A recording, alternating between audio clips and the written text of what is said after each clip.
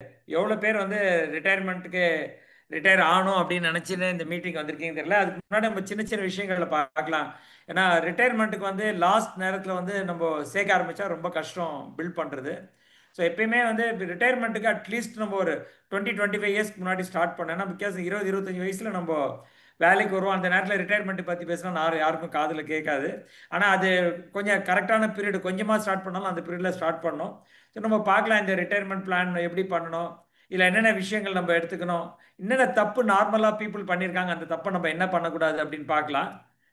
So நம்ம will go to next slide.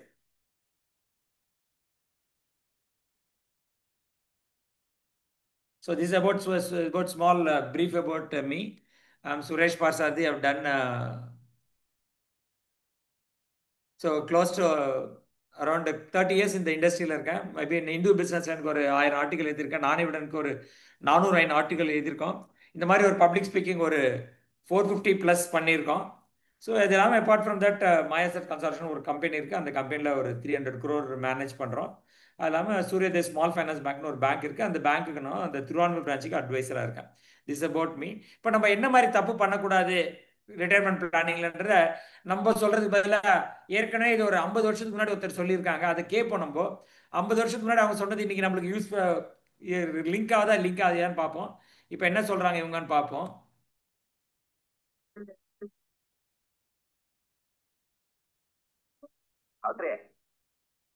அப்படி சில மாதிரி நின்னுட்டேன். என் மனசு திக்கு திக்குங்கிறது உனக்குமா? நான் எனக்கு மட்டும் தான் நினைச்சேன். டாக்டரே, எனக்கு விஷயம் தெரியுமா? நான் ரிட்டையர் ஆயிட்டேன். ரிட்டையர் ஆயிட்டேனா? என்ன அதுக்குள்ள ரிட்டையர் ஆயிட்டு? இதுதான் வேலைக்கு சேரும் போதே 5-6 வயசு குறைச்சு போடணுங்கிறது. பாக்கி காலத்து எப்படி ஓட்ட போறோம்னு நினைச்சானே பயமா இருக்கு. நான் கேட்கிறேன், தப்பா நினைக்காதே. பேங்க்ல ஏதாவது போட்டு வச்சிருக்கியா? என்னன்னா உங்களுக்கு தெரியாம நான் என்ன கேட்டேன்.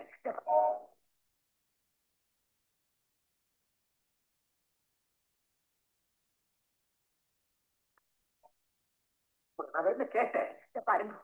நீங்க ஏன்னா கவலைப்படுறே? அதான் பிள்ளைகள் சம்பாதிக்கிறாங்க. போராதா மீதி காலத்தை நிம்மதியா ஆத்துல கழிக்கிறது. இதெல்லாம் பேசுறதுக்கும் கேட்கறதுக்கும் என்ன நல்லா இருக்குமே தவிர பிராக்டிகலா பார்த்தா ரொம்ப விஷயங்களை யோசனை பண்ண வேண்டியிருக்கு. இவ்வளவு சீக்கிரம் அந்த பொறுப்புகளை எல்லாம் குழந்தைகள் தலையில எப்படி சுமத்துறது? God is great. God is great.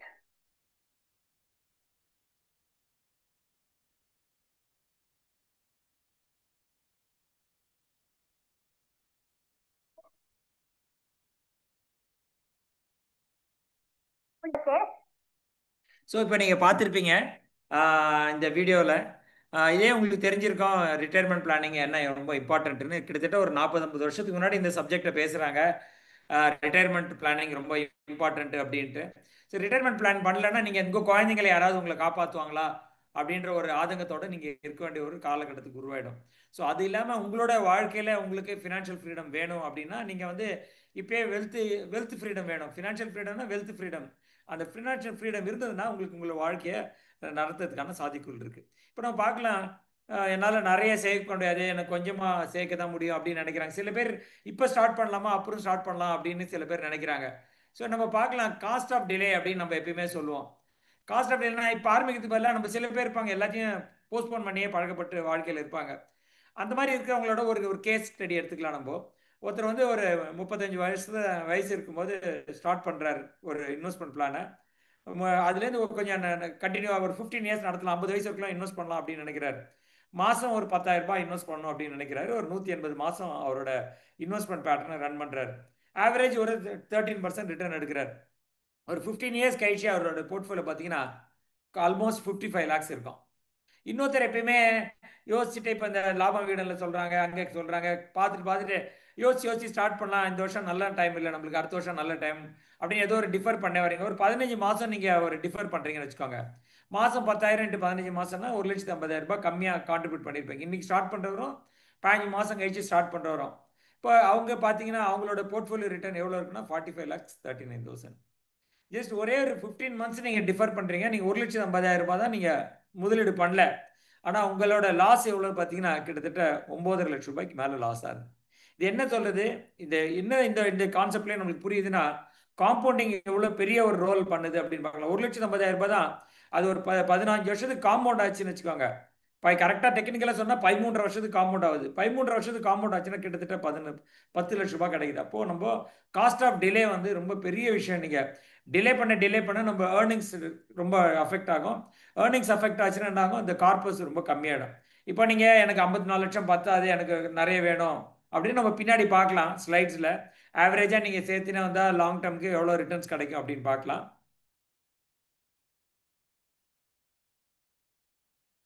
So நிறைய பேர் வந்து ஃபாஸ்ட்டாக பணம் பண்ணிடணும் அப்படின்னு நினைக்கிறாங்க. ஃபாஸ்ட்டாக ரிட்டையர்மெண்ட்டுக்கு ஃபாஸ்ட்டாக பணம் பண்ணிடணும் அப்படின்னு நினைச்சிங்கன்னு வச்சுக்கோங்க. நீங்கள் ஒன்றே ஃபஸ்ட்டு புரிஞ்சுக்கணும், எதுவுமே ஃபாஸ்ட்டாக செய்ய முடியாது. இப்போ செபி ஒரு ரூல் சொல்லியிருக்காங்க. நீங்கள் நிறைய பேர் கேட்டிங்கன்னா F&O ட்ரேட் பண்ணோம். ஏன்னா இந்த மைண்ட் செட் எப்போ ஸ்டார்ட் ஆச்சுன்னா, அந்த கோவிடுக்கு அப்புறம் பார்த்தீங்கன்னா எல்லாம் வீட்டில் இருந்து ஆன்லைன் பிளாட்ஃபார்ம்லாம் இருந்தனால எல்லாருமே ஸ்டாக் மார்க்கெட் அதில் இன்வெஸ்ட் பண்ணோம். அந்த ஒரு கிரேஸ் வந்துருச்சு. கிரேஸ் வந்தப்பறம் என்னாச்சு, நம்ம எது கொஞ்சம் கொஞ்சமாக ஸ்டார்ட் பண்ணோம், ஷேர் மார்க்கெட் கடகடன்னு போகுது, நம்மளும் ஸ்பீடாக இன்வெஸ்ட் பண்ணி பணம் பண்ணலாம் அப்படின்னு நினச்சி நிறைய பேர் ட்ரேட் பண்ணி, இப்போ செபி ஒரு ரீசெண்டாக ஒரு 15-20 டேஸ் முன்னாடி இந்த ஒரு ஃபைண்டிங்ஸை சொல்லியிருக்காங்க. ட்ரேட் பண்ணுற 100 பேர் ட்ரேட் பண்ணாங்க, 93% people are losing money. Average எவ்வளோ லூஸ் பண்ணாங்கன்னா 2 லட்ச ரூபாய் ஆவரேஜாக லூஸ் பண்ணுறாங்க. அது இல்லாமல் டாப்பாக ட்ரேட் பண்ணுறாங்களே, டாப் வேல்யூவில் ட்ரேட் பண்ணுறவங்க பார்த்தீங்கன்னா 3.5% ஆஃப் த பீப்புள் லாஸ் பண்ணி, ஆவரேஜ் லாஸ் அவங்களோட வேல்யூ வந்து 28 lakhs rupees. 1% of the investor had made money beyond 1 lakhs.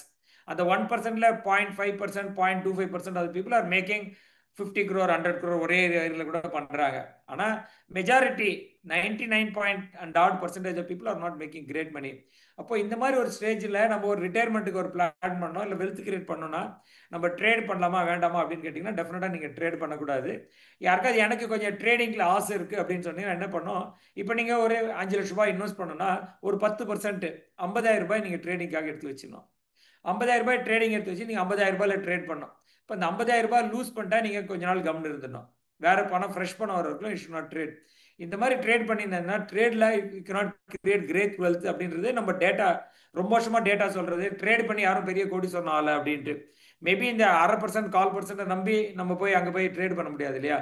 அதனால இதை புரிஞ்சுனே நம்ம ரிட்டையர்மெண்ட் கிட்டி ஸ்டார்ட் பண்ணோம், இல்லை வெல்த் கிரியேட் ஸ்டார்ட் பண்ணால் ட்ரேடிங்கோட ஸ்டார்ட் பண்ண முடியாது, இன்வெஸ்ட்மெண்ட்டோட ஸ்டார்ட் பண்ணணும். அப்படி பண்ணீங்கன்னா உங்களோட வெல்த் கிரியேட் பண்ணுறதுக்கான சான்சஸ் இருக்கு. ஸோ இன்னொரு சின்னதாக நம்ம இன்வெஸ்ட்மெண்ட் பண்ணணும்னா என்ன பண்ணணும் அப்படின்னு இந்த வீடியோ பாருங்க.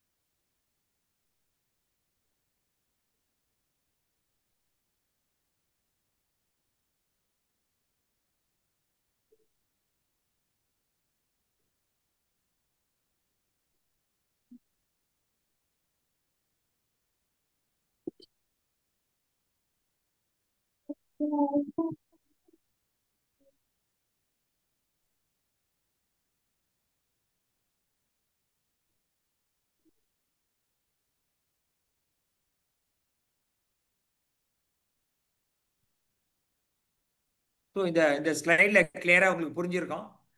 Financial planning is not about investing about product or something கிடையாது. It's about planning. கம்ப்ளீட்டாக அந்த பிளானிங் இருந்தால் தான் உங்களால் சஸ்டெயின் ஆகிறதுக்கான பாசிபிலிட்டிஸ் இருக்குது.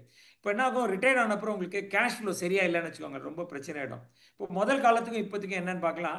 19th century ஸ்டார்டிங்லலாம் பார்த்தீங்கன்னு வச்சுக்கோங்க, 1928 வரைக்கும் பார்த்தீங்கன்னா ஆவரேஜ் லைஃப் வந்து இந்தியாவில் வந்து 19th century வந்து 28 years ப்ளஸ் தான் இருந்தாங்க. அதுக்கப்புறம் தான் ஆவரேஜ் லைஃப் எக்ஸ்பெக்டன்சி இன்க்ரீஸ் ஆகினே போயிட்டு இருக்கு. இப்போ 60 இருந்தது, இப்போ நம்ம என்ன சொல்றாங்க 2050 72 வயசு ஆவரேஜ் ஏஜ் இருக்குன்றாங்க. இப்போ என்ன ஆகுது, நமக்கு லாஞ்சிவிட்டி இன்க்ரீஸ் ஆகுதுன்னா வாழும் நாட்கள் ரொம்ப இன்க்ரீஸ் ஆகிடுது. அதோட ஹெல்த் கேர் ரொம்ப நல்ல சப்போர்ட்டிங் சிஸ்டம் வந்ததுனால எல்லாராலையும் யாருக்கு கொஞ்சம் ஹெல்த் ப்ராப்ளம் இருக்கிறவங்களும் லாஞ்சிவிட்டியா வாழறதுக்கான ஒரு சூழ்நிலை வந்துருச்சு. ஸோ அதனால என்ன பண்ணோம், நம்ம மெடிக்கல் சப்போர்ட் இருக்கு, லாஞ்சிவிட்டி வாழறதுனால ரிட்டையர்மெண்ட் கார்பஸை நம்ம கொஞ்சம் ஸ்ட்ராங்காக பில்ட் பண்ணி வைக்கணும். இல்லாட்டி என்ன ஆகும், ரொம்ப போயிட்டே இருக்கும்.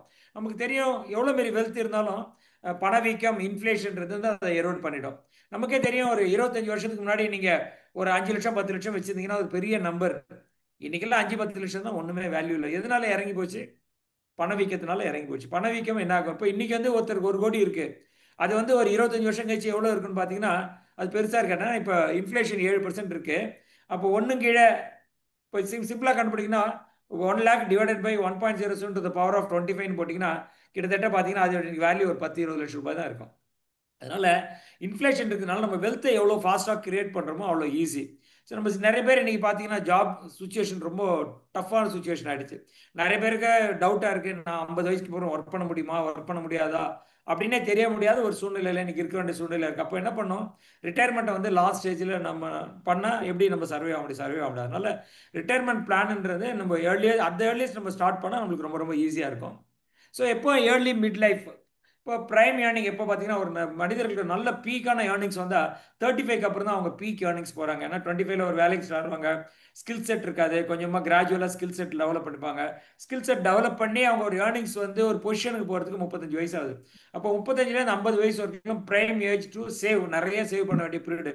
ஏன்னா 50 வயசுக்கு அப்புறம் என்ன ஆகும், நம்ம ஜாப் அன்சர்டன் கிடையாது, பசங்க வந்து ஒரு நல்லா வளர்ந்துருப்பாங்க, அவங்களுக்கு ஏதாவது ஒரு லாஸ்ட் லெக் ஆஃப் எக்ஸ்பென்சஸ் பண்ண வேண்டியதாக இருக்கலாம், அவங்க போஸ்ட் கிராஜுவேஷனுக்கோ கிராஜுவேஷனுக்கோ இந்த நேரம் பண்ணலாம், அவங்க மேரேஜ் வர்றதுக்கான சாத்தியங்கள் இருக்கு. அப்போ நம்ம ஆல்ரெடி லோன்ஸ் லைபிலிட்டி நடந்துட்டு இருக்கோம், அந்த லோனை ஏர்லியராக க்ளோஸ் பண்ணலாமா, இந்த மாதிரி நிறைய விஷயங்கள் நம்மளுக்கு அந்த பீரியட்ல இருக்கு. அதனால நம்ம 30, நான் சொல்றது வந்து 25லேயே நீங்க ஸ்டார்ட் பண்றது கொஞ்சம் பெட்டர். நீங்க ஸ்டார்ட் பண்ண அட்லீஸ்ட் 500 1000 ரூபாய் ஸ்டார்ட் பண்ணி உங்களுக்கு ஒரு ஐடியா வரணும், ஏன்னா சேவ் பண்றது எவ்வளவு இம்பார்ட்டன்ட் அது உங்களுக்கு ஐடியா புரிஞ்சிச்சுன்னா அப்புறம் கிராஜுவலா பில்ட் பண்றதுக்கான இந்த 3650 நீங்க வந்து பீக்கா சேவ் பண்ண வேண்டிய பீரியட். ஸோ அதை மனசுல வச்சு நீங்க ரிட்டையர்மெண்ட் பிளானிங் நீங்க பிளான் பண்ணிக்கணும். எப்போ பெஸ்ட் டைம் அப்படின்னு நிறைய பேர் கேட்பாங்க. Best time is always now அப்படின்னா, ஏர்லியர் மீன்ஸ் காம்பவுண்டிங். அதான் நம்ம முன்னாடி 2 3 ஸ்லைடுக்கு முன்னாடி காமிச்சோம். ஒரு டிலே பண்றாரு, அதனால அந்த காம்பவுண்டிங் எஃபெக்ட் எவ்வளவு இம்பாக்ட் ஆகுது பாருங்க. கிட்டத்தட்ட ஒரு 10 லட்சம் ரூபாய் இம்பாக்ட் ஆயிடுது. அது சின்ன ஒரு 10,000 ரூபாய் தான் டிஃபரன்ஸ் மந்த்லி, ஆனா அதோட இம்பாக்ட் எவ்வளவு பெருசாயிடுது. அப்போனா நீங்க என்ன பண்ணும், ரிட்டையர்மெண்ட் பிளான் பண்றதுக்கு முன்னாடி என்னன்னா ஃபினான்ஷியல் பிளானிங் நம்ம என்ன சொல்றோம், ஃபினான்ஷியல் பிளானிங்னா என்னன்னா இலக்குகள் அடிப்படையில் முதலீடு பண்றது தான் ஃபினான்ஷியல் பிளானிங். எந்த முதலீடு பண்ணாலும் இலக்குகள் அடிப்படையில் இருக்கு. ஃபார் எக்ஸாம்பிள் நம்ம குழந்தையோட எஜுகேஷனுக்கு சேவ் பண்றோம், ரிட்டையர்மெண்ட்டுக்கு சேவ் பண்றோம், வீடு வாங்குறதுக்கு சேவ் பண்றோம், எல்லாமே பிளான் இருக்கணும். அந்த பிளானுக்கு ஒரு காஸ்ட் இருக்கணும், அந்த காஸ்ட்டுக்கு நம்ம எவ்வளவு சேவ் பண்ணோம் இதை நம்ம பிளான் பண்ணி நம்ம இன்வெஸ்ட் பண்ணே வந்தால் தான் கரெக்டாக பண்ண முடியும். அப்பதான் நம்ம எவ்ரி இயர் நம்மளோட கோல்ஸை ரிவ்யூ பண்ண முடியும். நம்ம ரிட்டையர்மெண்ட்டுக்கு இப்போ சேர்க்கணும், நம்ம இன்னைக்கு நினைக்கிறோம், இன்னைக்கு ஒருத்தருக்கு 40,000 ரூபாய் செலவு பண்றாரு, இவருக்கு வந்து ரிட்டையர் ஆகும்போது மினிமம் மாசம் வந்து ஒரு 1.5 லட்சம் ரூபாய் வேணும் அப்படின்னு நினைக்கிறோம்.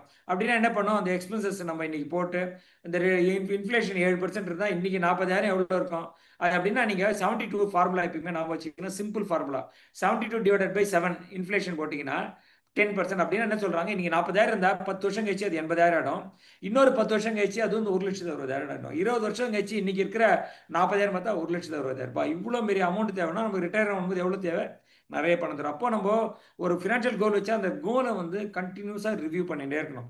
ரிவ்யூ பண்ணிட்டே இருந்தால் தான் உங்களால் வந்து நம்ம கரெக்டாக போகிறோமா, ஷார்ட் ஃபால் இருக்கா, ஷார்ட் ஃபால் இருந்தால் நம்ம என்ன எக்ஸ்ட்ரா ஆட் பண்ணுமா இந்த கோலுக்கு, நம்ம இன்வெஸ்ட்மெண்ட் ஸ்ட்ராட்டஜி தப்பா, நம்ம அசட் அலோகேஷன் தப்பா. அசட் அலோகேஷன் நம்ம என்ன சொல்றோம்னா, ஒரு 100 ரூபாய் உங்களால் முதலீடு பண்ண முடிஞ்சதுன்னா அந்த 100 ரூபாயை பங்குச்சந்தையில் எவ்வளோ இன்வெஸ்ட் பண்ணணும், பாண்ட்ல எவ்வளோ இன்வெஸ்ட் பண்ணணும், கோல்டில் எவ்வளோ இன்வெஸ்ட் பண்ணணும், ரியல் எஸ்டேட் எவ்வளோ இன்வெஸ்ட் பண்ணணும், இதை நம்ம பிரிச்சு இன்வெஸ்ட் பண்ணுறது தான் அசட் அலோகேஷன் சொல்கிறோம். இப்போ எல்லாரோட போர்ட்ஃபோலியோ அசட் அலோகேஷன் தேவை. அப்போ ரிட்டையர்மெண்ட் பிளான் பண்ணணும்னா என்ன ஆகும், அந்த அசட் அலோகேஷன் இன்னும் கொஞ்சம் ஸ்ட்ராங்கராக நம்மளுக்கு தேவைப்படுது. ஸோ இப்போ நம்ம ரிட்டையர் ஆனால் என்ன பண்ணோம், போஸ்ட் ரிட்டையர்மெண்ட் நம்மளுக்கு எவ்வளோ வேணும், அதான் நம்ம இப்போ சொன்னோம். 40,000 ரூபாய் இன்னைக்கு நம்ம மாதம் செலவு இருக்குன்னா ரிட்டையர் ஆனால் எவ்வளோ ஆகும், 1,60,000 ரூபாய் ஆகும். அதோட என்ன சேர்த்துக்கணும், மாச எக்ஸ்பென்சஸ் இல்லாமல் ஆனுவல் எக்ஸ்பென்சஸ் இருக்கும். நம்ம ஒரு இன்சூரன்ஸ் பாலிசி எடுத்துருப்போம், ஹெல்த் இன்சூரன்ஸ் பாலிசி எடுத்திருப்போம், லைஃப் இன்சூரன்ஸ் பாலிசி எடுத்துட்டு இருப்போம், இல்லை நம்ம பேரண்ட்ஸ்க்கு யாருக்கா சப்போர்ட் பண்ணணும்னு ஒரு எக்ஸ்பென்ஸ் இருக்கும், நம்ம வெக்கேஷன்ஸ்க்கு எங்கேயா போகலான்னு நினைப்போம். அந்த பணத்தை எல்லாமே ஆனுவல் எக்ஸ்பென்சஸ்க்குள்ளே கொண்டு வரணும். இப்போ நீங்கள் கால்குலேட் பண்ணும்போது 6 to 8% இன்ஃப்ளேஷன் கால்குலேட் பண்ண பெட்டர். ஏன் நம்ம 6 to 8% கால்குலேட் பண்ணோம், கம்மியா பண்ணக்கூடாதா, 5% இன்ஃப்ளேஷன் கால்குலேட் பண்ணாரா, 3% இன்ஃப்ளேஷன் கால்குலேட் பண்ணக்கூடாதா? இதை வாய்ஸ் வந்து கொஞ்சம் நீங்க இன்னும் கொஞ்சம் நல்லா, உங்க வாய்ஸா, வாய்ஸ் கொஞ்சம் இன்னும் நல்லா கொஞ்சம் தெளிவா, இப்போ வாய்ஸ் நான் கொஞ்சம் இன்னும் வால்யூம் கொஞ்சம் தெளிவா. வால்யூம் ஆமா இன்னும் கொஞ்சம் ஆமா இன்க்ரீஸ் ஆமா. பண்ணியிருக்கேன், வால்யூம் இன்க்ரீஸ் பண்ணியிருக்கேன். ஸோ நம்ம இதே நம்ம பிளான் பண்ணோம். ஏன் நம்ம இன்ஃப்ளேஷன் வந்து 6% 8% பிளான் பண்ணோம் அப்படின்னு சொன்னால், நம்ம மெயின் ரீசன் வந்து இப்போ லாஸ்ட் இந்தியாவில் ஒரு 35 years 40 years reserve bank of இந்தியாவோட இன்ஃப்ளேஷன் டேட்டா எடுத்து பார்த்தீங்கன்னா என்ன சொல்கிறாங்க, ஆவரேஜ் இன்ஃப்ளேஷன் வந்து 6.5 to 7% இருக்குது. அப்போ இந்தியா வளர்கிற கண்ட்ரியாக இருக்கிறதுனால இன்ஃப்ளேஷன் அதிகமாக இருக்கும். அப்போ நம்ம இன்ஃப்ளேஷனை பேஸ் பண்ணி தான் ரிட்டையர்மெண்ட்டுக்கு எவ்வளோ நம்மளுக்கு பணம் தேவை அப்படின்னு நம்ம பிளான் பண்ணணும். நிறைய நேரம் ஆன்லைன் கால்குலேட்டர்ஸ் வச்சு கூட நீங்கள் பார்த்து அதை பேஸ் பண்ணி இப்போ கரண்ட் லைஃப் ஸ்டைலில் பண்ணலாம். உங்களுக்கு ஏதாவது ஆன்லைன் கால்குலேட்டர், நிறைய ஆன்லைன் கால்குலேட்டர்ஸ் இருக்குது, நீங்கள் அதை யூஸ் பண்ணலாம். இப்போ நீங்கள் எங்கள் சைட்டுக்கு போனீங்கன்னா கூட இந்த டூல்ஸ் போட்டிருக்கோம், ஃபினான்ஷியல் கால்குலேட்டர்ஸ். அதில் ஏதாவது உங்களுக்கு டேட்டா வேணால் நீங்கள் சும்மா போட்டு உங்களுக்கே ஒரு ஃபர்ஸ்ட் லெவலில் எடுத்துக்கலாம். அப்படி இல்லைன்னா உங்களுக்கு ஏதாவது ஒரு அட்வைசர் மூலியமாக ஒரு ஃபினான்ஷியல் பிளானர் வழியாவோ இந்த லாபம் வழியாவோ நீங்கள் ரீச் பண்ணால் இவங்களை யாரை நீங்கள் தொடர்பு கொண்டீங்கன்னா அவங்க உங்களுக்கு இந்த மாதிரி எப்படி இந்த ரிட்டையர்மெண்ட் பிளானை கால்குலேட் பண்ணணும். இண்டிவிஜுவல் பேஸ்னா ஒவ்வொருத்தரோட சுச்சுவேஷனும் ஒன்று ஒன்று இருக்கும். சில பேர் பார்த்தீங்கன்னா மாதம் ரெண்டல் இன்கமே எனக்கு 10,000 வரும், 20,000 வரும். அப்படி இல்லாட்டா ஊர்லேருந்து ஏதாவது எங்களுக்கு கான்ஸ்டண்ட்டாக அக்ரிகல்ச்சர் பண்ணுறோம், அங்கேருந்து எங்களுக்கு மாதத்துக்கு 10,000 20,000 வரும். இதுக்கு எப்படி அட்ஜஸ்ட் பண்ணி நான் ரிட்டையர்மெண்ட் கார்பஸ் ரெடி பண்ணணும் அப்படின்னு நினைக்கிறவங்களுக்கு இந்த மாதிரி ரிட்டையர்மெண்ட் கார்பஸ் ரெடி பண்ணுறதுக்கு கொஞ்சம் ஈஸியாக இருக்கும் உங்களுக்கு. அப்புறம் நம்மளுக்கு ரிவ்யூ பண்ணணும். நம்ம இப்போ நிறைய நேரம் பார்த்தீங்கன்னா public provident fund, EPF, NPS, new pension scheme, என்பிஎஸ்னா new pension scheme, mutual fund, FD இதிலெல்லாம் முதலீடு பண்ணியிருப்போம். அப்போ அந்த முதலீடு கரெக்டாக போயின்னு இருக்கா, அந்த இன்வெஸ்ட்மெண்ட் ரிட்டர்ன்ஸ் கரெக்டாக. இப்போ நம்ம ஒரு காலத்தில் வந்து பிபிஎஃப் வந்து எனக்கு இன்கம் டேக்ஸ் பெனிஃபிட் இருக்கு அப்படின்னு சொல்லி பிபிஎஃப்ல நிறைய பணம் போட்டுன்னு இருப்போம். இப்போ நம்மளுக்கு எல்லாருக்குமே சராசரியாக தெரியும், 12 லட்சம் வரைக்கும் ஆண்டு வருமானம் இருக்கிறவங்களுக்கு வந்து இன்கம் டேக்ஸே கட்ட தேவையில்லை.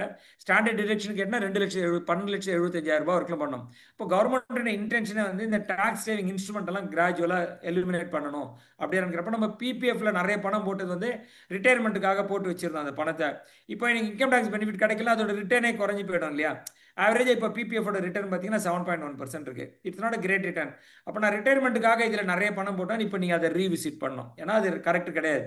எம்ப்ளாய் ப்ராவிடென்ட் ஃபண்ட் ஒன்றே ஒன்று நடத்திக்கலாம், ஏன்னா பிகாஸ் அது பெரிய அட்வான்டேஜ் இருக்குது. ஏன்னா அது வாட் எவர் தி இன்ட்ரெஸ்ட் நீங்கள் it's completely tax free. Income tax benefit கிடைக்காட்டி கூட அங்கே டாக்ஸ் ஃப்ரீயாக 8.2% டெட்டில் கிடைக்குது.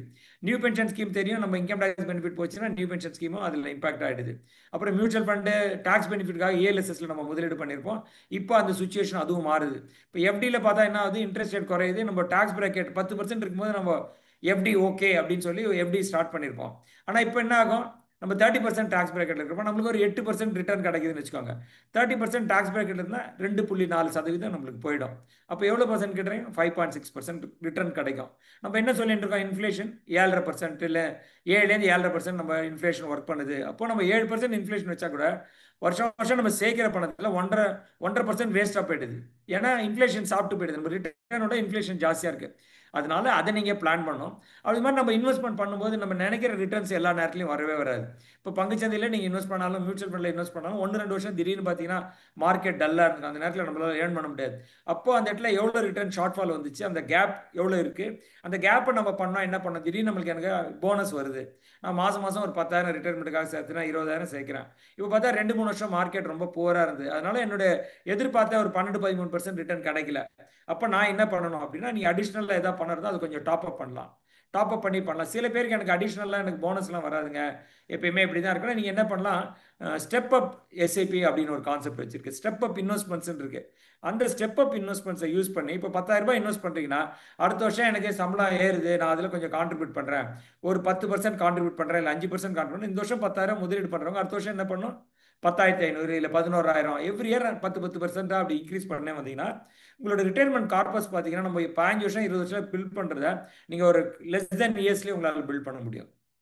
ஸோ அது மாதிரி பண்ணிக்கணும். அப்போ income growing at start allocating money to investment also beside the lifestyle. அப்படின்னா என்ன சொல்கிறோன்னா, வாழ்க்கை தரம் நம்ம உயர்த்திட்டே வரையிட்டோம். எல்லாருக்குமே வாழ்க்கை தரம் உயர்த்தணும்னு ஆசையாக தான் இருக்குது. ஒரு 1 பிஹெச்கே போதும்னு நினச்சாங்க 20 வருஷத்துக்கு முன்னாடி.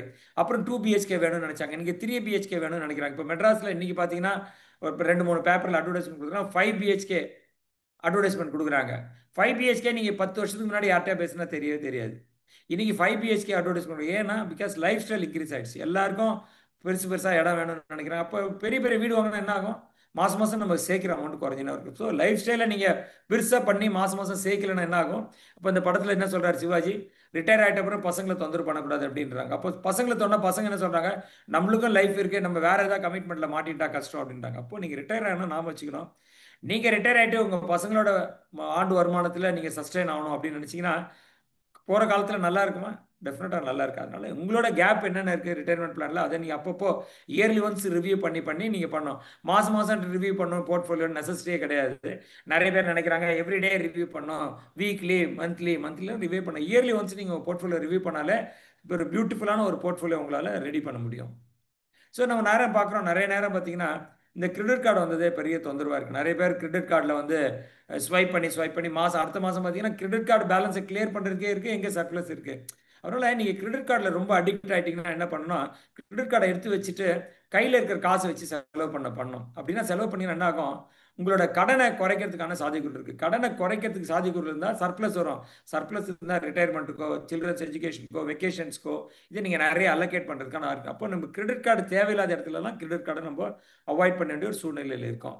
அப்போ நம்மளுக்கு ரிட்டர்ன்ஸ் எவ்வளோ கிடைக்கும், ஒரு இன்வெஸ்ட்மெண்ட்ஸில் எவ்வளோ ரிட்டர்ன்ஸ் கிடைக்கும் அப்படின்னு நம்ம பார்க்கலாம்.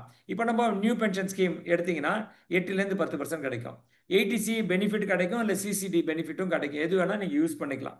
ஆனால் இப்போ டேக்ஸ் பெனிஃபிட்டில் இல்லைன்னா நீங்கள் இதை இக்னோர் பண்ணணும். ஓல்டு ரிஜிமில் யாராவது இருக்கிறவங்கள்டையும் இதை நீங்கள் பிளான் பண்ணணும்.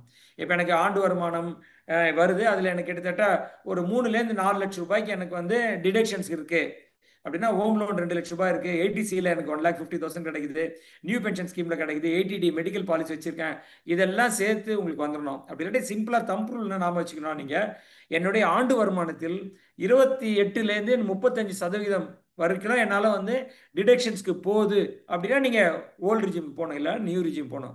நியூ ரிஜிம் போனால் இதில் நிறைய கேட்டகரி நம்மளுக்கு தேவையே கிடையாது. பிபிஎஃப்லாம் தேவையில்லை. பிபிஎஃப் கண்டினியூ பண்ண என்ன பண்ணிக்கலாம், ஏற்கனவே பண்ணிட்டேன் பாலிசியை. நான் பப்ளிக் ப்ராவிடென்ட் ஃபண்ட் ஒரு 10 வருஷமாக நடத்திட்டு இருக்கேன். திடீர்னு நான் நிறுத்தணும், திடீர்னு நிறுத்தாதீங்க. கான்ட்ரிபியூஷனை குறைச்சிக்கோங்க. ஒரு 5,000 அப்படி போட்டு அதை லைவாக வச்சுக்கோங்க. நம்மளுக்கு தெரியும் யூலிப் நிறைய பேர் போய் எடுத்ததே வந்து இன்சூரன்ஸ் பெனிஃபிட்டுக்காக போய் எடுத்தாங்க. அதோட இன்கம் டேக்ஸ் பெனிஃபிட் கிடைக்கணும். இப்போ நீ யூலிப் வந்து எனக்கு ரிட்டர்ன்ஸ் எவ்வளோ கொடுக்குது, எனக்கு லாபம் இருக்கா இல்லையா, இதை பிளான் பண்ணி உங்களை யூனிட்டி வச்சுக்கலாம். அதே மாதிரி ஆன்யூட்டி பிளான்ஸ், நிறைய ஆன்யூட்டி பிளான்ஸ் எனக்கு 6 to 8% தான் ரிட்டர்ன்ஸ் கிடைக்கும்.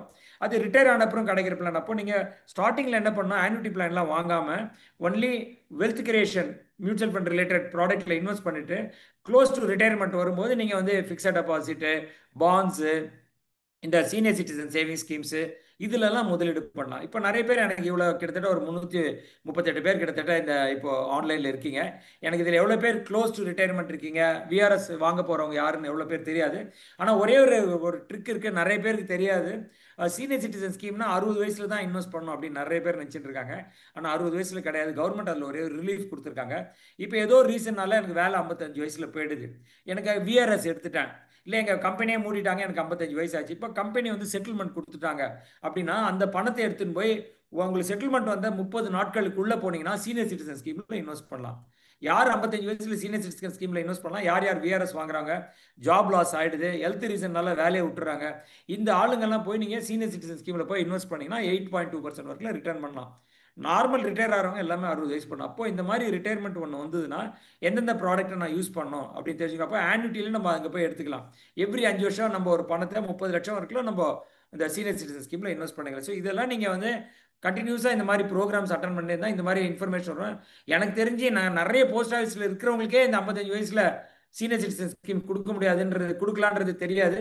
நிறைய போஸ்ட் ஆஃபீஸில் மெட்ராஸில் இருக்கிற அட்லீஸ்ட் நான் ஒரு 20 போஸ்ட் ஆஃபீஸ்க்கு ஃபோன் பண்ணி அந்த போஸ்ட் மாஸ்டருக்கு நான் சொல்லி கொடுத்துருக்கேன், இந்த சர்க்குலரில் இங்கே இருக்குங்க, இந்த டேட்டா வச்சிங்கன்னா நீங்கள் இந்த டெபாசிட் வாங்கிக்கோங்க அப்படின்னு சொல்லி அது மாதிரி நிறைய இன்வெஸ்டருக்கு நாங்கள் அது மாதிரி ஹெல்ப் பண்ணியிருக்கோம். ஏன்னா எங்களுக்கு சீனியர் சிட்டிசன் ஸ்கீமுக்கு எங்களுக்கு சம்மந்தம் கிடையாது. பட் ஸ்டில் நான் as a policy of helping people அது மாதிரி நிறைய இடத்துக்கு நாங்கள் அந்த வேலையை பண்ணி கொடுத்தோம். அதனால நீங்கள் இந்த மாதிரி ரிட்டையர்மெண்ட் கார்பஸ் பில்ட் பண்ணால் எதில் இன்வெஸ்ட் பண்ணணும், என்னென்ன ரிட்டர்ன்ஸ் கிடைக்கும், அதோட பெனிஃபிட் என்ன, எப்போ எக்ஸிட்ஸ் இருக்குது, அதெல்லாம் நீங்கள் தெரிஞ்சு வச்சிங்கன்னா நீங்கள் ஸ்டார்ட் பண்ணுறது கொஞ்சம் ஈஸியாக இருக்கும். நிறைய பேர் நினைக்கிறேன் சார் என்னால் சேவே பண்ண முடியாது, என்னால் 5,000 ரூபாய் தான் சேவ் பண்ண முடியும், 10,000 ரூபாய் தான் சேவ் பண்ண முடியும், 10,000 சேவ் பண்ண முடியும், 1000 சேவ் பண்ணணும், எவ்வளோ வேணால் ஸ்மாலாக இருங்க. பட் ஆரம்பிக்கிறது தான் ரொம்ப இம்பார்ட்டன்ட். நீங்கள் ஆரம்பித்தா என்ன கிடைக்கும்னா ஆட்டிடியூட் வந்துடும். உங்களுக்கு பணம் கொஞ்சம் சேர பணம் சேர்க்கணுன்ற ஒரு ஆசை வந்துடும். இல்லாட்டி கிரெடிட் கார்டு இருக்குது, அங்கே செலவு பண்ணுறோம், இங்கே செலவு பண்ணுறோன்னு இருக்கோம். ஆனால் சேர்க்க ஆரம்பிச்ச அப்புறம் அந்த சேர்க்கத்தோட இம்பார்ட்டன்ஸும் உங்களுக்கு புரிய ஆரம்பிக்கட்டும். நீங்கள் ஸ்டார்ட் பண்ணுறதுக்கு எனக்கு 1000 ரூபாய் தான் ஸ்டார்ட் பண்ண முடியும், ஸ்டார்ட் பண்ணுங்க. ஏற்கனவே ஸ்டெப் அப் சொல்லி கொடுத்துருக்கோம். 1000 ரூபாய் ஸ்டார்ட் பண்ணுறவங்க 10%, 1100 ஸ்டார்ட் பண்ணுங்க. 5000 ஸ்டார்ட் பண்ணுங்க, ஒரு ஸ்டெப் அப் பண்ணிக்கோங்க. இப்போ நீங்கள் சின்ன எக்ஸாம்பிள் பார்க்கலாம். சார் மாதம் 5000 ரூபாய் தான் என்னால் சேர்க்க முடியுன்றாரு. அவர் 20 வருஷம் ரிட்டையர்மெண்ட்டுக்காக சேர்க்கணும். மாதம் 5000 ரூபாய் இன்வெஸ்ட் பண்ணி 12% ரிட்டர்னில் ஏர்ன் பண்ணாருன்னா கிட்டத்தட்ட 49,98,000 கிட்டத்தட்ட அவர் சேர்த்துலாம் 12% ரிட்டர்னில். ஸோ 5 இயர்ஸ் நீங்கள் 5,000 இன்வெஸ்ட் பண்ணுறீங்க, 20 இயர்ஸ் இன்வெஸ்ட் பண்ணுறீங்க, 12% ரிட்டர்ன் ஏர்ன் பண்ணுறீங்க. எவ்வளோ வந்துடும்? 50 lakhs வந்துடும். இல்லை என்னால் 10,000 பண்ண முடியும், அவருக்கு எவ்வளோ வரும்? 1 crore வரும். என்னால் 15,000 பண்ண முடியும் அப்படின்றவருக்கு எவ்வளோ வரும்? 1.5 crore வரும். ஒருத்தர் 20,000 என்னால் மந்த்லி சேவ் பண்ணால் அவர் 2 crore பண்ணலாம். அப்போ நம்ம ரிட்டையர்மெண்ட் எவ்வளோ தேவை அப்படின்னு கால்குலேட் பண்ணி நம்ம இன்வெஸ்ட் பண்ணிக்கலாம். சில பேர் நிறைய கேட்பாங்க, என்னால் 20 வருஷம்லாம் இன்வெஸ்ட் பண்ண முடியாதுங்க, ஏன்னா யாருங்க ஜாப் கேரண்டி கொடுக்குறாங்க என்னால் 20 வருஷம் சேர்க்கறதுக்கு அப்படின்னு நீங்கள் கேட்கலாம். ஆனால் நம்ம என்ன சொல்கிறோம், அப்படி பண்ண முடியாதவங்க என்ன பண்ணுங்க, சின்ன வயசுல என்னால் ஜாஸ்தி சேவ் பண்ண முடியும் அப்படின்னா 5 இயர்ஸ்க்கு நீங்கள் சேருங்க. மாதம் 20,000 ரூபாய் 25,000 ரூபாய் மாதம் சேருங்க. மாதம் 25,000 5 வருஷத்துக்கு சேர்த்தினே வருங்க. சேர்த்தினே வந்தீங்கன்னா உங்களோட கார்பஸ் பார்த்தீங்கன்னா எண்ட் ஆஃப் த 5 இயர்ஸ் வந்து கிட்டத்தட்ட 20 lakhs வந்துடும். 5 வருஷம் சேருங்க, மாதம் 25,000 சேர்த்துருங்க, 5 வருஷம் கழிச்சு நிறுத்திடுங்க. அப்புறம் அது எடுக்காமல் அப்படியே அலோவ் பண்ணுங்க, அது குரோ ஆகிறதுக்கு. உங்கள் 55வது வயசில் பார்த்தீங்கன்னா அது 3.5 கோடி ரூபாய் இருக்கும். அப்போது என்னால் மாதம் மாதம் சேர்க்க முடியும் கண்டினியூஸாக அப்படின்னா ஒரு கான்செப்ட். என்னால் 5 வருஷம் அக்ரெசிவாக நான் சேர்த்துட முடியும், அதுக்கப்புறம் எனக்கு வந்து லைஃப் ஸ்டைல் வரும், வீடு வாங்கணும், நான் ஊரெல்லாம் சுற்றி பார்க்கணும், பசங்க செலவு கிளவு வரும் அப்படின்றவங்க நினைக்கிறவங்க 25லேருந்து 30 வயசுக்குள்ளே மாதம் மாதம் 25,000 ரூபாய் சேர்த்து முடிச்சிருங்க. 5 வருஷம் சேர்த்து முடிச்சுட்டு 20 லட்சம் சேர்த்துட்டு 20,45,000 49,000 கிட்டத்தட்ட வரும். அந்த பணம் அப்படியே விட்டுட்டீங்கன்னா 12% ரிட்டர்னில் நீங்கள் உங்கள் போர்ட்ஃபோலியோ மேனேஜ் பண்ணே வந்தீங்கன்னா அது கிட்டத்தட்ட 3.5 crore போய்டும் 35 இயர்ஸ்க்கு 55 இயர்ஸ் கிட்ட. அப்போது ரிட்டையர்மெண்ட்ன்றது எல்லாருக்கும் நடக்கும், அது கண்டிப்பாக அது தேவை. அப்போ நீங்கள் உங்களோட ஸ்ட்ராட்டஜியை மாற்றிக்கலாம். எல்லாருக்கும் ஒரே ஸ்ட்ராட்டஜி ரிட்டையர்மெண்ட்டில் ஒர்க் அவுட் ஆகாது. ஸோ நீங்கள் பார்க்கலாம், ஒருத்தர் 30 வயசு இருக்கிறாரு, மாதம் வந்து ஒரு 12,000 ரூபாய் இன்வெஸ்ட் பண்ண முடியும், வருஷத்துக்கு 10% என்னால் பில்ட் பண்ண முடியும் அப்படின்னு நினைக்கிறார். 20 ஆண்டுகள் அவர் சேர்த்து இதே மாதிரி சுச்சுவேஷனில் இருந்து ஜஸ்ட் 12% ரிட்டர்ன் ஏர்ன் பண்ணால் அவருக்கு 2.24 crore கிடைச்சிடும். இப்போ நம்ம பார்க்கலாம், நீங்கள் போர்ட்ஃபோலியோ கண்டினியூஸாக மானிட்டர் பண்ணும்போது உங்களுக்கு சில நேரங்களில் வாய்ப்புகள், மார்க்கெட்டோட வாய்ப்புகள் தெரியும். அந்த வாய்ப்புகள் நேரத்தில் நீங்கள் கொஞ்சம் கொஞ்சம் உங்கள் போர்ட்ஃபோலியோவை கூர்ந்து ஹேண்டில் பண்ணிங்கன்னா, பெட்டராக ஹேண்டில் பண்ணிங்கன்னா உங்களோட ரிட்டர்னை கிட்டத்தட்ட 50 லட்சம் 1 கோடிக்கு உங்களால் புஷ் பண்ணுறதுக்கான வாய்ப்புகள் இருக்கும். சில நேரம் மார்க்கெட் ரொம்ப இறங்கி போய் கிடக்கும். அப்போ என்ன பண்ணணும், டாக்டிக்கல் அசெட் அலிகேஷன்ஸ் அப்படின்னு சொல்கிறோம். அப்படின்னா எங்கேயாவது ஒரு இடத்துல பணம் இருக்குது, அந்த பணத்தை டெம்பரரியாக நம்ம பங்குச்சந்தை பக்கம் கொண்டு வந்துடணும். மியூச்சுவல் ஃபண்டோ பங்குச்சந்தை எதில் நீங்கள் ஸ்பெஷலிட்டோ எடுத்துகிட்டு வந்துட்டு அந்த பணம் நீங்கள் எடுத்துன்னு போய் சொல்லணும், எனக்கு 20-25% ரிட்டர்ன் கிடச்சுன்னா இந்த பணத்தை நான் வெளியில் எடுத்துருவேன் அப்படின்னு. அப்போ 20-25% ரிட்டர்ன் வந்துருச்சுன்னா நீங்கள் ப்ராஃபிட் புக் பண்ணி எங்கேருந்து அந்த பணத்தை எடுத்துனோ அந்த பணத்தை கொடுத்துடணும், லாபத்தை ஒண்டி இங்கே யூஸ் பண்ணிக்கணும். இந்த மாதிரி நீங்கள் ஒரு ஸ்ட்ராட்டஜியை யூஸ் பண்ணினே இருந்தீங்கன்னா உங்களால் 2.4 crore மேலே ஏர்ன் பண்ணலாம். சில பேர் இந்த ப்ரோக்ராம் பார்க்குறவங்க, சார் நீங்கள் 30 வயசு ஆளுக்கு சொல்கிறீங்க சார், முடியாது சார், எனக்கே இப்போ 50 வயசு ஆயிடுச்சு, நான் என்ன பண்ண முடியும் அப்படின்னா, இப்போ நீங்கள் ஏர்லி பார்ட்டில் மேரேஜ் ஆகிருந்ததுன்னா உங்கள் குழந்தைங்களுக்குலாம் இப்போ 24-25 வயசு இருக்கும், இல்லாட்டா 23-24 வயசுக்கு. அப்போ உங்களோட குழந்தைங்களுக்கு சேர்க்க வேண்டிய பொறுப்புலாம் முடிஞ்சிருக்கும். அப்போ என்ன பண்ணலாம், இப்போ தான் எனக்கு மியூச்சுவல் ஃபண்டை பற்றி எனக்கு அவேர்னஸ் வந்திருக்கு, லாபம் இந்த ப்ரோக்ராம் பண்ணி எங்களை இங்கே கூப்பிட்டு வந்திருக்காங்க, எனக்கு இப்போ மாதம் என்னால் ஜாஸ்தியாக சேர்க்க முடியும் அப்படின்னா நீங்கள் இப்போ மாதம் ஒரு 50,000 ரூபாய் முதலீடு பண்ணணும். 10 வருஷத்துக்கு முதலீடு பண்ணிங்கன்னு வச்சுக்கோங்க, உங்களோட ரிட்டையர்மெண்ட் போர்ட்ஃபோலியோ பார்த்தீங்கன்னா 1.64 crore இருக்கும். 10 வருஷம் நீங்கள் கான்ஸ்டன்ட்டாக 50,000 ரூபாய் இன்வெஸ்ட் பண்ணிங்கன்னா 1.6 crore பண்ணிடலாம். என்ன பண்ணணும், இது சின்னதாக வேணும் அப்படின்னு நம்ம என்னால் இப்போ பண்ண முடியல அப்படின்னா என்ன ஆகும், இந்த முதல் கேட்டகரியில் 50 வயசில் ரிட்டையர் ஆனவங்க பண்ண முடியல, என்ன பண்ணணும், ரிட்டையர்மெண்ட்டை போஸ்ட்போன் பண்ணிக்கலாம், ஆப்ஷனே கிடையாது. அதனால நீங்கள் 30 வயசுல அட்லீஸ்ட் 30 வயசுக்குள்ளே இருக்கீங்க, 27-28 வயசில் இருக்கீங்க, இல்லை 32 வயசில் இருக்கீங்க, இந்த நிகழ்ச்சிக்கு வந்துட்டீங்க அப்படின்னா நீங்கள் இப்பயே நீங்கள் ரிட்டையர்மெண்ட் ஸ்டார்ட் பண்ணலாம். எப்போ ஸ்டார்ட் பண்ணலாம், ஆகஸ்ட் 1 ஸ்டார்ட் பண்ணலாமா? கிடையாது, இன்னிலேருந்தே ஸ்டார்ட் பண்ணு. ஏன்னா இன்வெஸ்ட்மெண்ட்டுக்கு இன்னொரு நாள் கிடையாது. இன்வெஸ்ட்மெண்ட்டுக்கு நல்ல நேரம் கெட்ட நேரம் ராகுகாலம் எம்மகண்டம் எதுவுமே கிடையாது. ஏன்னா என்ன நல்ல நேரம், நம்ம எண்ணங்கள் என்ன நினைக்கிறோம், நல்லது செய்யணும் அப்படின்னு நினைக்கிறோம். இதுக்கே நல்ல நாள் கெட்ட நாள்லாம் கிடையவே கிடையாது. இன்வெஸ்ட்மெண்ட்டுக்கு எல்லா நாளும் நல்ல நாள் தான். ஏன்னா நம்ம அந்த அந்த அறிவோடு தான் நம்ம போய் இன்வெஸ்ட் பண்ணுறோம். அதனால ஆட்டோமேட்டிக்காக நீங்கள் பண்ணிக்கலாம். ஒரு நாளை போஸ்ட்போன் பண்ணுறதுனால எவ்வளோ ஆகும் நம்ம ஆல்ரெடி நம்ம பார்த்துருக்கோம். அதனால் நீங்கள் டிலே பண்ணாமல் இன்வெஸ்ட்மெண்ட்ஸை எப்போ முடியுமோ பண்ணிக்கலாம். அப்போ நம்ம பண்ணுவோம், நம்ம ரிட்டையர் ஆகிறோம் அப்படின்னா வரணும், என்ன பண்ணணும், ரிட்டையர்மெண்ட் ஆகிறதுக்கு 4 வருஷத்துக்கு முன்னாடி ஹெல்த் இன்சூரன்ஸ் பாலிசி வாங்கி வச்சுக்கணும். ஏன் 4 வருஷத்துக்கு முன்னாடி ஹெல்த் இன்சூரன்ஸ் பாலிசி வாங்கிக்கணும், ஏன்னா நம்மளுக்கு வந்து ப்ரீ எக்ஸிஸ்டிங் எயில்மெண்ட்ஸ் இருக்குன்னு வச்சுக்கோங்க. அப்போ இன்சூரன்ஸ் பாலிசி போய் வாங்கினா ஒன்றும் பண்ண, நிறைய பேர் எங்கள்கிட்ட வராங்க, எங்கள்கிட்ட 1 லட்ச ரூபாய்க்கு இன்சூரன்ஸ் பாலிசி வச்சுக்கிறோம், 3 லட்ச ரூபாய் இன்சூரன்ஸ் பாலிசி வச்சுருக்கோன்றாங்க. 3 லட்ச ரூபாய்க்குலாம் எங்கள் மெட்ராஸ் மாதிரி ஒரு சிட்டிலெல்லாம் முடியாது.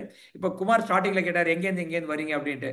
சில பேர் சொன்னீங்க சிங்கப்பூரில் இருந்தீங்க, யூஏஇயில் இருந்தீங்க, அங்கேருந்து வரீங்க, இந்த ப்ரோக்ராம் அட்டன் பண்ணுறீங்கன்னு. இப்போ நீங்கள் அங்கே இருந்தீங்கன்னா ஒரு லைஃப் ஸ்டைலில் இருந்திருப்பீங்க. இப்போ இந்தியாவுக்கு வந்து நீங்கள் லைஃப் ஸ்டைல் ஸ்டார்ட் பண்ணும்போது என்ன ஆகும், மெடிக்கல் எயில்மெண்ட்ஸ் இல்லை அட்ஜஸ்ட்மெண்ட் ஏதாவது வரும். அப்போ நீங்கள் இங்கே வந்து ஆரம்பிக்கிறதுக்கு இந்தியாவில் செட்டில் ஆகிறதுக்கு முன்னாடியே 4 வருஷத்துக்கு முன்னாடி இந்தியாவில் ஹெல்த் இன்சூரன்ஸ் பாலிசி வாங்கி வச்சுக்கிறோம். இப்போ நீங்கள் எந்த சிட்டியில் இருக்கீங்களோ, சென்னை மாதிரி பெருநகரத்தில் இருந்தீங்கன்னா மினிமம் ஒரு 15 லட்ச ரூபாய்க்காச்சும் இன்சூரன்ஸ் கவர் வாங்கி வச்சுக்கணும். அதுக்கப்புறம் எக்ஸ்ட்ரா எனக்கு வேணும் அப்படின்னா நீங்கள் சூப்பர் டாப் அப் பாலிசிலாம் இருக்குது. அதெல்லாம் சின்ன பிரீமியத்தில் கிடைக்கும். ஒரு 6000 10,000 ரூபாய்க்கே ஒரு 15 லட்ச ரூபாய்க்கு கவரேஜ் கிடைக்கும். அப்போ நீங்கள் அதை வாங்கி அதை பண்ணிக்கணும். இப்போ நிறைய நேரம் நீங்கள் 30 வயசு தான் ஆகுறீங்க, உங்களோட கார்பஸ் பில்ட் பண்ண வேண்டியது எனக்கு 4 கோடி 5 கோடி இருக்கு அப்படின்னா என்ன பண்ணணும்? நீங்கள் ஒரு டேர்ம் இன்சூரன்ஸ் எடுத்துக்கணும். லைஃப் இன்சூரன்ஸில் பார்க்குறோம், என்டோன்மெண்ட்டு மணி பேக் பாலிசி எல்லாம் பெருசாக நம்மளுக்கு ஒரு ரிட்டர்ன்ஸே கொடுக்காது. அது அந்த பாலிசி தப்பா ரைட்டான தப்பு கிடையாது. 70 வருஷத்து 60 70 வருஷத்துக்கு முன்னாடி அந்த பாலிசி பெட்டர். இப்போ சிவாஜி பேசின காலத்துலலாம் பார்த்தீங்கன்னா மேபி, ஏன்னா நீங்கள் மியூச்சுவல் ஃபண்டுனா நிறைய பேருக்கு தெரியாது. மியூச்சுவல் ஃபண்டு பார்த்தீங்கன்னா 1964 வந்து யூடிஏ வழியாக கவர்மெண்ட் இன்ட்ரோடியூஸ் பண்ணிட்டான். US 64 ஒன்று இன்ட்ரோடியூஸ் பண்ணான். ₹100 முதலீடுல ஆரம்பிக்கலாம் அப்படின்னு சொல்லி கொடுத்தாங்க. அதுதான் இப்பயும் சொல்றாங்க. இப்போ என்ன சொல்றாங்க? மியூச்சுவல் ஃபண்ட்ல புதுசு புதுசா வரேன், என்கிட்ட 1000 கிடையாது சார், நான் வந்து ஒரு சின்ன கைவண்டி பண்றேங்க, ஒரு பூ வியாபாரம் பண்றேங்க, நான் காய்கறி வியாபாரம் பண்றேன், எங்கள்கிட்டலாம் பெரிய பணம் இல்லை. நீங்க பெரிய பணமே வேணாம், ₹100 ₹500 இங்க ஸ்டார்ட் பண்ணலாம். ஸோ அப்படி ஸ்டார்ட் பண்ணுங்க. இப்போ 30 வயசுல உங்களுக்கு இலக்குகள் பெருசா இருக்கு, நம்ம சொல்லியிருக்கோம் இலக்குகள் அடிப்படையில் முதலீடு பண்ணுங்க. குழந்தை எஜுகேஷன் எனக்கு ஒரு 50 லட்சம் வேணும், இன்னொரு குழந்தையோட மேரேஜுக்கு ஒரு 30 லட்சம் வேணும், எனக்கு ரிட்டையர்மெண்ட்டுக்கு 3 கோடி வேணும். இந்த மாதிரி எல்லாத்தையும் கூட்டி உங்களுக்கு என்ன சேலரி எவ்வளவோ அதுக்கு எவ்வளோ டைம் 12 to 14 டைம்ஸ் அலோவ் பண்ணுவாங்க டேர்ம் இன்சூரன்ஸ். ஒரு டேர்ம் இன்சூரன்ஸ் எடுத்து வச்சுக்கிறோம். டேர்ம் இன்சூரன்ஸ் தெரியாதவங்களுக்கு என்னன்னா, இப்போ நம்ம கார் வச்சிருக்கோம், 2 வீலர் வச்சிருக்கோம், அதுக்கு ஒரு இன்சூரன்ஸ் வாங்குறோம் இல்லையா, அந்த மாதிரி நம்மளுக்கு ஒரு இன்சூரன்ஸ் இருக்குது, டேர்ம் இன்சூரன்ஸ். அது ப்ரீமியம்ஸ் ரொம்ப ரொம்ப கம்மி தான். ஏன்னா அது ரிட்டர்ன்ஸ் கிடையாது, மெச்சூரிட்டி போது ஒன்றும் மெச்சூரிட்டி வேல்யூ கிடையாது. அதனால ப்ரீமியம் கம்மியாக கிடைக்கும். அதனால அதை நீங்கள் கண்டிப்பாக இந்த ப்ரோக்ராம் பார்க்குறவங்க லைஃப் இன்சூரன்ஸ் டேர்ம் இன்சூரன்ஸ் கண்டிப்பாக வாங்கி வச்சுக்கோங்க. ஏன்னா இந்த டேர்ம் இன்சூரன்ஸை பற்றி பார்த்தீங்கன்னா 2007 நான் வந்து இந்து பிஸ்னஸில் ஆர்டிகல் எழுதிட்டே இருக்கேன். டேர்ம் இன்சூரன்ஸ் கண்டிப்பாக தேவை, கண்டிப்பாக தேவை, கண்டிப்பாக தேவைன்னா இப்போ இந்தியாவிலே வந்து ஃபினான்ஷியல் பிளானிங், ரிட்டையர்மெண்ட் பிளானிங் பற்றி ரொம்ப ஏர்லி பார்ட்டில் பேசுனதுல இந்தியாவில் இருக்கிற ஒரு ஃபியூ பீப்புளில் நானும் ஒரு ஆள்.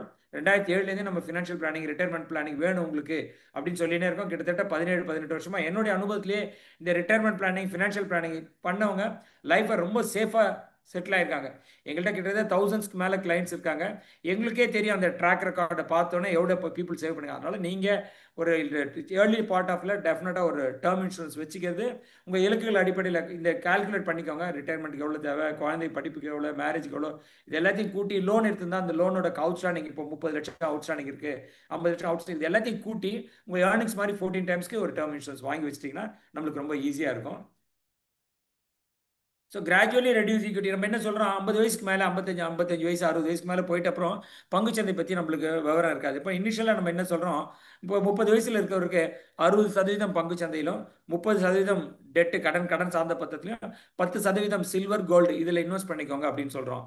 இப்போ நீங்கள் 55 வயசுக்கு மேலே போகிறீங்க, அப்போ உங்களுக்கு இன்கம் இல்லைன்னா அப்போ என்ன பண்ணணும், ஈக்விட்டியை கொஞ்சம் கொஞ்சமாக குறைச்சினே வந்துடணும்.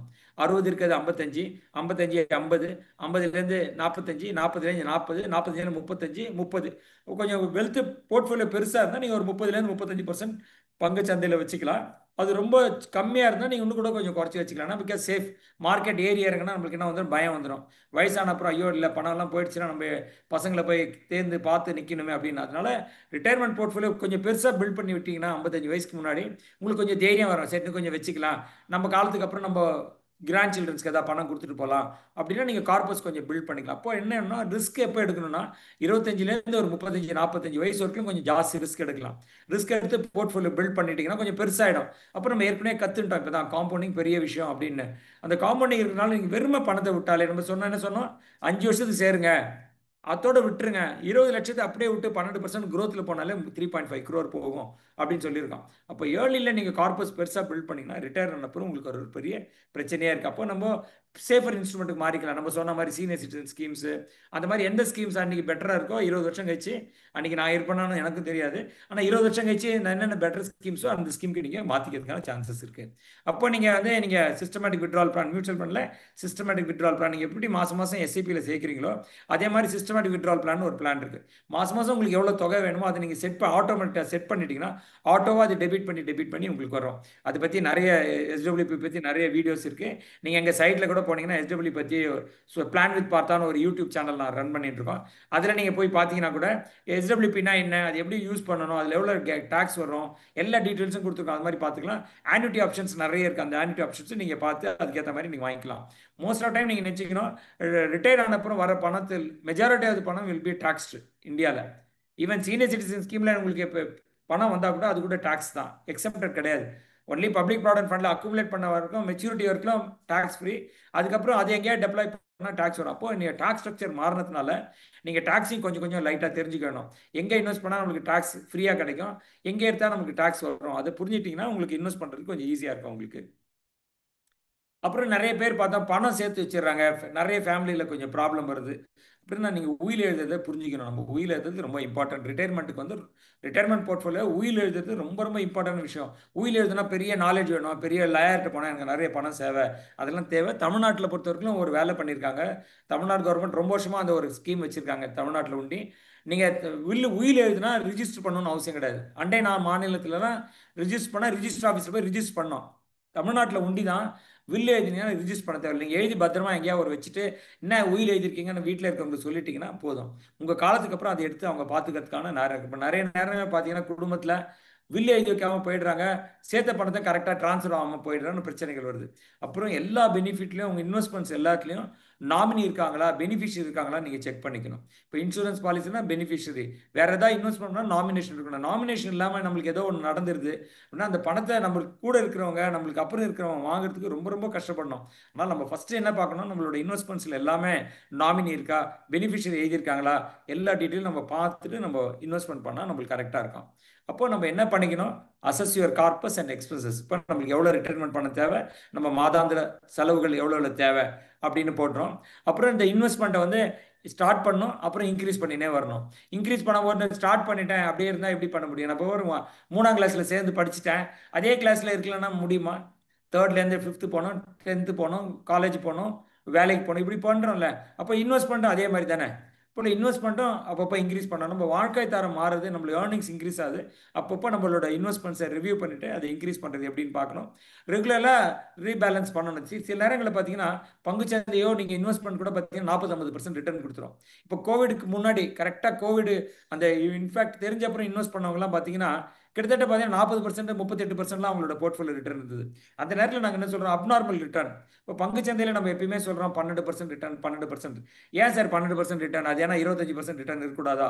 இப்படி நிறைய பேருக்கு டவுட்டில் இருக்காங்க. எப்போ பார்த்தாலும் இந்த மியூச்சுவல் ஃபண்டை பற்றி பேசுகிறவங்க, மார்க்கெட்டை பற்றி பேசுகிறவங்க, இந்த எக்கனாமி பற்றி பேசுகிறவங்க எல்லாமே 12% 12%ன்றாங்க. அது என்ன விஷயம் 12% வெளி சொல்லி கொடுக்க மாட்டேன்றாங்க அப்படின்னு. அது ஒன்றும் பெரிய சீக்கிரட்டே இல்லை. நீங்கள் 1980லேருந்து இன்னைக்கு 2025 வரைக்கும் இந்தியாவோட பணவீக்கம், இன்ஃப்ளேஷன், அப்புறம் இந்தியாவோட growth, ஜிடிபி, இது ரெண்டு நம்பரையும் கூட்டினீங்கன்னா கிட்டத்தட்ட 12% வந்துடும். அப்போ இந்தியா 12%ல வளருது அப்படின்னா நம்ம எவ்வளோல வளரணும்? நம்மளும் மினிமமாக 12% வரணும். அதனால தான் நம்ம எப்பயுமே சொல்கிறோம் உங்களோட இன்வெஸ்ட்மெண்ட் 12-13%க்குள்ளே இருக்கணும் அப்படின்னு சொல்கிறது காரணமே இன்ஃப்ளேஷன் ப்ளஸ் ஜிடிபி. உங்களுக்கு தெரியல, நீங்கள் போய் ரிசர்வ் பேங்க் இந்தியா சைட்டில் போய் ஜிடிபி ப்ளஸ் இன்ஃப்ளேஷன் போட்டு ஆர்பிஐ சைட்டில் போய் சர்ச் பண்ணிங்கன்னா காமிச்சிருப்பாங்க. லாஸ்ட் 1980 இன்னி வரைக்கும் எவ்வளோ இன்ஃப்ளேஷன், எவ்வளோ ஜிடிபி, இந்த ரெண்டுத்தையும் கூட்டினே வாங்க, வருஷம் கூட்டி பாருங்க. மெஜாரிட்டி ஆஃப் வருஷம் அது 11லேருந்து 12%க்குள்ளே இருக்கும். அதனால தான் நம்ம இன்வெஸ்ட்மெண்ட்டில் எப்பயுமே 12% நீங்கள் ரிட்டர்ன் ஏர்ன் பண்ணணும், 12% ரிட்டர்ன் ஏர்ன் பண்ணணும்னு சொல்லினே இருக்கோம். அப்போ மார்க்கெட் திடீர்னு நம்ம 35-40% ரிட்டர்ன் கொடுத்துச்சு, நம்ம என்ன பண்ணணும், அப்படியே வேடிக்கை பார்க்கணும், பண்ணக்கூடாது. நம்ம ஏற்கனவே சொன்ன மாதிரி ரீபேலன்ஸ் பண்ணணும். ப்ராஃபிட்டை கொஞ்சம் எடுத்து டெட் இன்வெஸ்ட்மெண்ட்ஸில் வச்சுட்டு மார்க்கெட் ஏதாவது ஆப்பர்ச்சுனிட்டிஸ் கிடச்சுன்னா திருப்பி ரீஇன்வெஸ்ட் பண்ணணும். டெட் இன்வெஸ்ட்மெண்ட் என்ன சொல்லணும், credit risk fund, corporate bond fund, fixed deposits, bonds, இதெல்லாம் நம்ம டெட் ஃபண்ட்ஸ்னு சொல்கிறோம். கடன் சார்ந்த பத்திரங்கள் சொல்கிறோம். இதில் நீங்கள் மூவ் பண்ணி வச்சுக்கணும். எப்பயாவது மார்க்கெட் இறங்கினா அந்த கடன் சார்ந்த பத்திரங்கள் நம்ம ஜாஸ்தி போட்டிருக்கோம்ல, அதை எடுத்துன்னு வந்து திருப்பி பங்கு சந்தையில் பண்ணணும். இந்த மாதிரி நீங்கள் பண்ணினே வந்தீங்கன்னா சேஃபான ஒரு health, less reduced risk of health as well as investments, stay disciplined, இந்த 3 கான்செப்டை நீங்கள் எப்பயுமே தொடர்ந்து யூஸ் பண்ண வந்தீங்கன்னா ரிட்டைர்மெண்ட் பிளானிங் ரொம்ப ரொம்ப ரொம்ப சிம்பிளாகிடும். ஏன்னா என்னுடைய அனுபவத்தில் சொல்கிறேன், இந்த 18 வருஷத்தில் நாங்கள் எக்கச்சக்க பேருக்கு ரிட்டைர்மெண்ட் பிளானிங் பண்ணி கொடுத்துருக்கோம். அவங்க எல்லாம் இன்றைக்கி பார்த்தீங்கன்னா சேஃபாக இருக்காங்க. நிறைய பேர் எங்களுக்கு சொல்லுவாங்க, ரொம்ப தேங்க்ஸ் சார், நீங்கள் ஸ்டார்டிங் ஸ்டேஜில் வந்து எங்களுக்கு ஹெல்ப் பண்ணாங்க. எங்கள்கிட்டே வந்து இப்போ நானே விடணும் நாங்களும் சேர்ந்து ஒரு 2012 வந்து ஒரு இண்டிபெண்டன்ஸ் டேக்கு வந்து ஃப்ரீடம் ஃப்ரம் ஃபினான்ஷியல் ஒரிஸ்னு ஒரு ப்ரோக்ராம் பண்ணியிருந்தோம், நானே விட நாங்களும். அப்போ எங்கள்கிட்ட வந்து 2000 ரூபாய் மாதம் ஸ்டார்ட் பண்ணவங்களாம் இன்றைக்கி பார்த்தீங்கன்னா 2 கோடி ரூபாய்க்கு வந்துட்டாங்க. அப்பப்போ இன்க்ரீஸ் பண்ணியிருக்காங்க. இப்போ இந்த மாதிரி நானே விடனோட சேர்ந்து நாங்கள் அப்பப்போ நேரத்தில் பண்ணுறோம். ஏன்னா எங்களோட எண்ணங்கள் மக்களுக்கு ஒரு விழிப்புணர்வாக இருக்கணும். அந்த மக்கள் அந்த விழிப்புணர்வை யூஸ் பண்ணி இம்ப்ளிமெண்ட் பண்ணணும். நிறைய நேரங்களில் நம்ம இந்த மாதிரி விஷயங்களை கேட்டிருப்போம், ஆனால் இம்ப்ளிமெண்ட் பண்ணாமல் அப்படியே போயிட்டுருப்போம். அதனால் என்னுடைய சின்ன உங்களோட ரிக்வஸ்ட் என்னென்னா, என்ன விஷயங்களை நீங்கள் இன்னைக்கு கேட்டிங்களோ அதை நீங்கள் நோட் பண்ணி வச்சுக்கோங்க. அடுத்த மாதமோ அடுத்த வருஷமோ இம்ப்ளிமெண்ட் பண்ணுறது பண்ணாதீங்க. சின்ன லெவலில் கூட இம்ப்ளிமெண்ட் பண்ணுங்க. என்ன இம்ப்ளிமெண்ட் பண்ணீங்கன்னா உங்களுக்கு நம்ம பேசினதெல்லாம் நினைவில் இருக்கும். அது நீங்கள் இம்ப்ளிமெண்ட் பண்ணுறதுக்கு இருக்கும். அப்போ உங்களோட போர்ட்ஃபோலியோ மானிட்டர் பண்ணுறதுக்கு ரொம்ப ஈஸியாக இருக்கும். தொடர்ந்து நீங்கள் இந்த ஒரு 40 நிமிஷமாக என்னுடைய விழிப்புணர்வு விஷயம் கேட்டிருக்கீங்க. இதில் உங்களுக்கு ஏதாவது டவுட்ஸ் இருந்தால் நீங்கள் கமெண்ட் பாக்ஸில் சாட் பாக்ஸில் போடுங்க. அப்புறம் நானே விடல இவங்க ஏதோ ஒரு சின்ன ஸ்லைடு வச்சுருக்காங்க, அதுலேருந்து நீங்கள் பார்க்கறதுக்கான சாத்தியக்கூறு இருக்குது. அதை பார்த்து கண்டினியூஸாக இந்த செஷன் முடிகிற வரைக்கும் நீங்கள் தொடர்ந்து இருங்க. ஏதாவது சாட் பாக்ஸில் விண்டோஸில் கேளுங்க. உங்களுக்கு ஏதாவது டவுட் வேணும்னா லாபமானுங்க, இல்லை எங்களோட மைஎஸ்எட் கன்சல்டன்ட் சைட்டில் வந்தீங்கன்னா உங்களுக்கு இன்ஃபோ பாக்ஸில் உங்களோட என்ன டவுட் இருந்தோ அதில் போடுங்க, மெயிலில் போடுங்க. பார்த்தீங்கன்னா உங்களுக்கு என்ன ஹெல்ப் பண்ண முடியுமோ நான் உங்களுக்கு ஹெல்ப் பண்ணுறோம். This is Suresh Parthasarathy, partner my assets consultation, certified financial signing off. மீண்டும் ஒரு சுயான நான் லாபம் முகேஷிலே இன்னொரு முகேஷில் மீண்டும் சந்திப்போம். நன்றி, வணக்கம்.